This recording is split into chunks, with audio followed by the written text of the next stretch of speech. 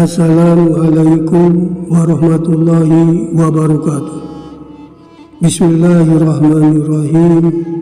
Alhamdulillahirabbil alamin wa bihi nasta'in ala umurid dunya waddin.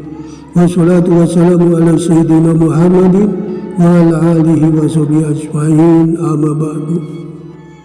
Sahabat-sahabat yang dirahmati Allah, pencinta channel Zikir Kunci Rezeki, ada sebuah hadis tentang apa saja yang mengikuti mayit sampai ke kubur.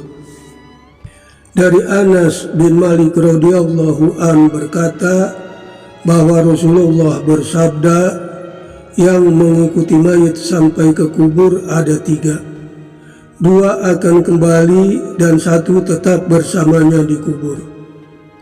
Yang mengikutinya adalah keluarga, harta dan amalnya, dan yang kembali adalah keluarga dan hartanya.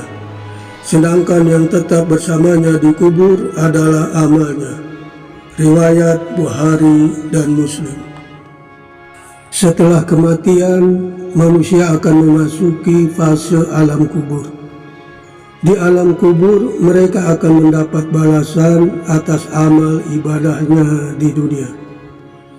Sedangkan mereka yang tidak beriman dan durhaka kepada Allah, maka akan ditimpakan siksa kubur kepada mereka.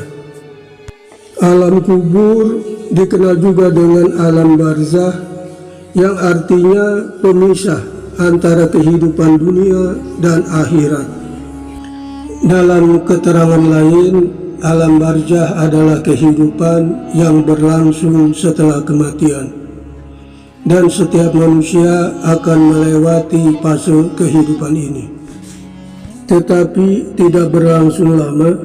Alam kubur hanya sebagai tempat persinggahan sebelum akhirnya memasuki fase akhirat yang merupakan tempat kehidupan yang kekal. Ketika jasad manusia di alam kubur, maka disitulah akan didatangi 2 malaikat untuk mengajukan beberapa pertanyaan. Sebagaimana hadis dari Anas bin Malik radhiyallahu an bahwa Rasulullah Shallallahu alaihi wasallam bersabda, seorang hamba jika sudah dimasukkan ke dalam kubur dan ditinggalkan oleh handai taulannya, ia dapat mendengar suara sendal mereka. Jika mereka telah pergi, 2 malaikat mendatanginya, mendudukkan dan bertanya, apa pendapatmu tentang lelaki bernama Muhammad? Jika ia mukmin, ia akan berkata, aku bersaksi bahwa dia adalah hamba Allah dan Rasulnya. Jika ia kafir atau munafik, ia menjawab, aku tidak tahu. Aku hanya mengatakan apa yang orang-orang katakan tentang dia. Lalu ada seruan, kamu tidak tahu dan tidak mengikutinya. Riwayat HR Bukhari dan Muslim. Sementara keberadaan siksa kubur pada dasarnya adalah keniscayaan yang akan dihadapi setiap manusia sebagai balasan hidup di alam barzah. Rasulullah Shallallahu alaihi wasallam menegaskan dahsyatnya siksa kubur itu, bahkan sampai didengar oleh binatang yang berada di dekat kuburan tersebut. Dalam berbagai riwayat, Rasulullah juga menyatakan binatang akan mendengar siksa kubur yang dialami manusia. Berikut hadisnya. Dari Aisyah radhiyallahu an berkata, 2 orang wanita tua dari Yahudi Madinah datang kepadaku, lalu keduanya berkata kepadaku, sesungguhnya penghuni kubur ada yang disiksa di kubur mereka. Namun aku mengingkarinya, bahkan aku merasa tidak perlu untuk mempercayai keduanya. Sesaat kemudian Nabi Shallallahu alaihi wasallam masuk menemuiku, lalu aku beritahukan kepada beliau perihal ucapan 2 wanita tua itu.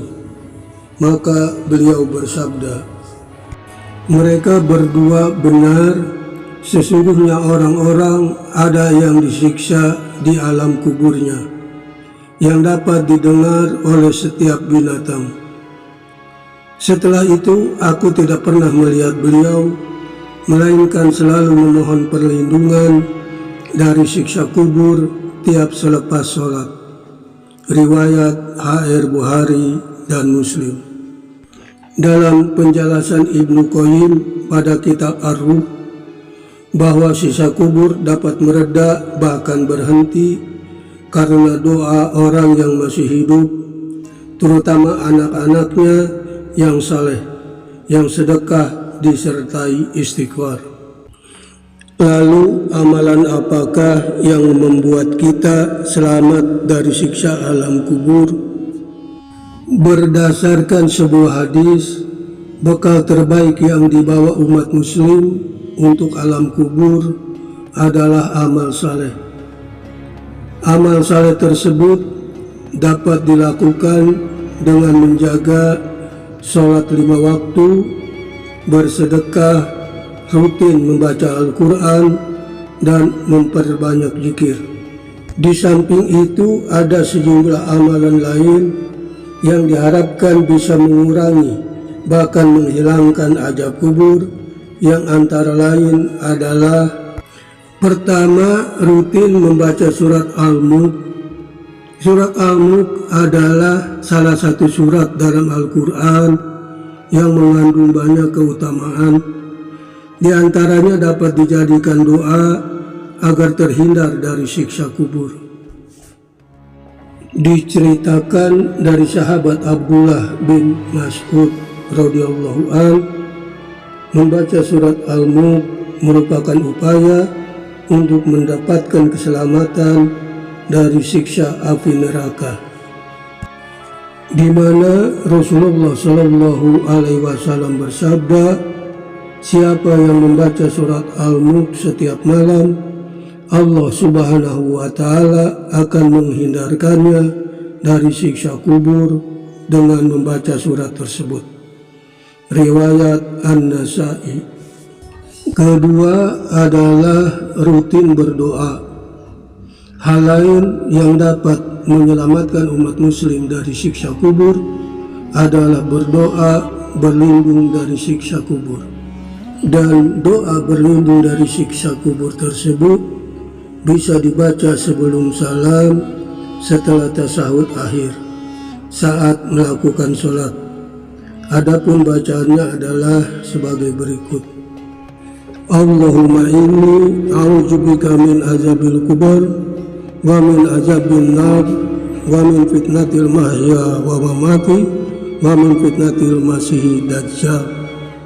Ya Allah, sesungguhnya aku berlindung kepadamu dari siksa kubur, dari siksa api neraka, dari fitnah mereka yang hidup dan mereka yang mati, serta fitnah Masih Dajjal. Ketiga, memperbanyak sedekah. Berbagi atau bersedekah merupakan ibadah sosial yang sangat dianjurkan dalam Islam. Sedekah bisa menjadi penerang di alam kubur karena merupakan salah satu amal yang pahalanya terus mengalir meski sudah meninggal. Dalam sebuah hadis dari Abu Hurairah radhiyallahu an, bahwa Rasulullah bersabda, jika anak cucu Adam meninggal, maka semua amal perbuatannya terputus kecuali 3 hal: sedekah jariah, ilmu yang bermanfaat, dan anak soleh yang mendoakan. Riwayat H.R. Muslim. Bukan hanya menjadi penerang di alam kubur, tetapi juga sebagai penolong dari siksa alam kubur, di mana Rasulullah bersabda, sedekah akan memadamkan api siksaan di alam kubur. Riwayat H.R. Tabrani. Demikianlah pembahasan tentang selamat dari siksa alam kubur. Semoga kita bisa mengambil manfaat dari pembahasan tersebut. Amin. Wabillahi taufiq wal hidayah. Wassalamualaikum warahmatullahi wabarakatuh.